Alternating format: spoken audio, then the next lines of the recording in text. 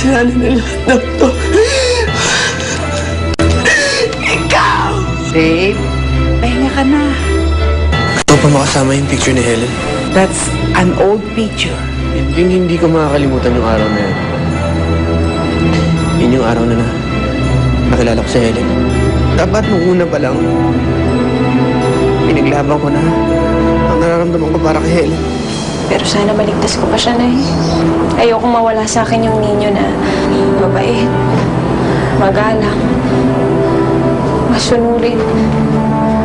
Huwag mong kalimutan ito. Pera lang ang kailangan niya sa'yo. Kaya nga siya pumasok na yayak eh. Kung nagawa mo ang paalisin siya sa bahay, baka naman magawa mo ng paraan para mapapirmahan mo yung papeles. Dalhin mo kung paano ang gagawin mo, wala akong pakialam. Basta ang importante, pagbalik mo dito, pirmado ang mga papel na yan. Naintindihan ba? Nay, una na ho ako. Pero antay kita mamaya, sabay tayong kumain, ha? Napakatanga mo, Helen. Kung hindi mo lang sana ako nilaglag, di sana sabay tayong yumaman. Mami, bad boy ba ako? Huwag ka maniwala dun kay Helen, okay? Huwag daw po ako sasagot sa mga matatanda. Huwag mo na siyang tawagin nanay. Kasi ako lang ang mommy mo. Siyempre, nasasaktan ako. Nagsiselos ako pag tinatawag mo siyang nanay. Pag alam mong tama ka, pwede mong sabihin yun. Pwede kang sumagot sa matatanda, okay? Hindi mo kaya susundin ko ngayon. Tay, hindi ko lang ito gagawin para maghigat sa ginawa nila sa inyo. Kung magtatagumpay ako, naliligtas ko rin si ate. Kung hindi naman, magkakasama na tayo ulit ni Cherubie. Kung ano man ang mangyari, handa ako tayo. Hindi siya pwedeng matulog nang hindi pa kumakain. Manonood pa po kami ni Mommy ng TV, please. Yes, at ano kakainin natin habang nanonood ng DVDs? Chips and chocolates! Ma? Oh, Dave, halika anak. Halika. Halika. Nandan. Oh, dito. Upo ka dyan.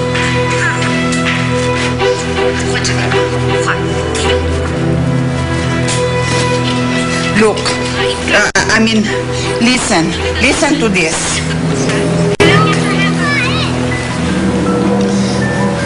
Si Helen, ayan, pumasok na yaya. Bakit ka ginawa ito? Hindi siya nagsabi sa atin. Wala tayong karapatang husgahan siya. Desisyon niya yun eh. Pero ginagamit lang siya, anak eh. Ginagamit lang siya ng mga taong yan. Pero alam mo, gagawin ni Helen para kay Nino ang lahat. Mapabuti lang ang lagay niya. Ako naman hindi ako makatulong. Kaya tuloy napilitan silang kumapit sa patalim. Kaya naiintindihan ko yun eh. Kung bakit niya nagawa yan.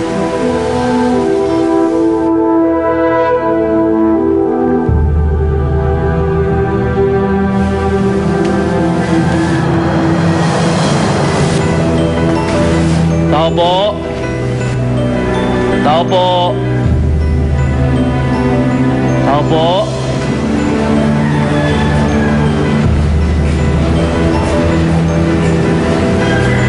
Sino po sila? Ako nga pala si Borge. Nandiyan ba si Bianca? Si Ma'am Bianca. Ma'am Bianca? May bisita po kayo. Si Borge daw po.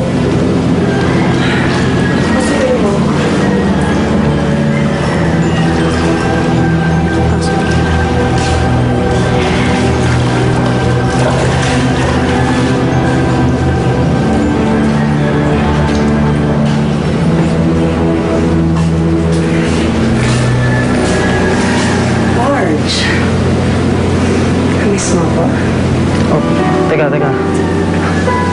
Nandito lang ako para makipag-usap. Yun lang. Saan na yung dala mo? Hulaan ko. Annulment papers. Ready na makipag-settle sa'yo si Madam. Teka. Salamat, Dr. Isidro. Maraming salamat. Dave, alam mo, ang sabi ng doktor, nag-uumpisa nang magbalik ang paningin mo sa normal. Mabuti naman ba? Yeah. Makakakita ka ng muli. Salamat.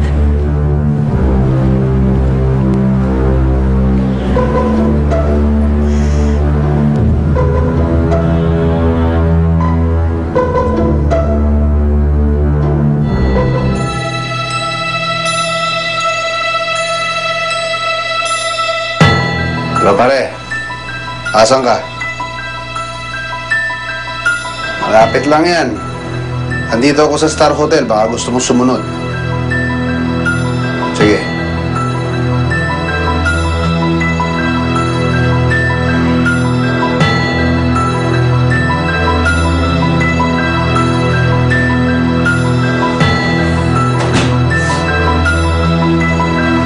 Jenny?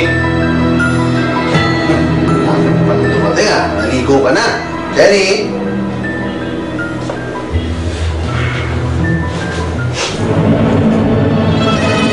Sakto. Sakit ang katawan ko eh. Pwedeng massage muna.